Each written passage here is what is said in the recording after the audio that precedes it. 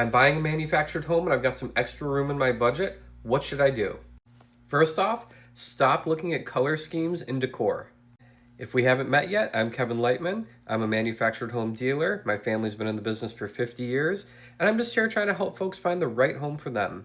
So if you have extra room in your budget, there are so many cool features, add-ons, decor things that you can do in a home. And they really are. They add value to the home. They're interesting. They'll make your life better. But before you even consider any of that, you need to really learn, understand, and push for better construction specs. Because all the decor, let's face it, it could be done later on. These are things that could be done post-construction. They could be done 5 years down the road. You can always make a change to how your home looks, but it's much harder to make a change to how it functions. So let's do a rapid fire round real quick, some construction specs that you should probably add if you've got room in your budget. If you have VOG, switch to drywall. If you have 2x4 drywall, switch to 2x6 drywall.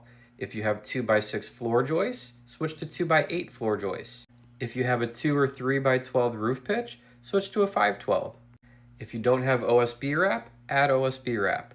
There are also lots of ways to upgrade your foundation, and depending on what you have, I'd recommend, if you've got it in the budget, upgrade your foundation. That might be going from a 4-inch monolithic concrete slab to a 6-inch. It could be adding footers. If you've got footers in a crawl space, you might want to add a basement, something that adds value to the home, but also adds more foundation and structural support.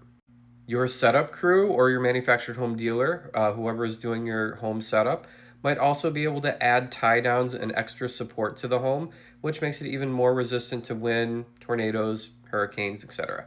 If you have prefab steps, switch to site-built steps. If you have wood decking, switch to composite decking. If you live in a place with a lot of snow, you might want to upgrade to a 30-pound snow load roof. If you have a 20-year roof, you might want to go to a 25 or 30-year architectural shingle roof. If you have carpets in some of your rooms, you might want to switch to linoleum. If you've got linoleum in your rooms, you might want to switch to luxury vinyl planks.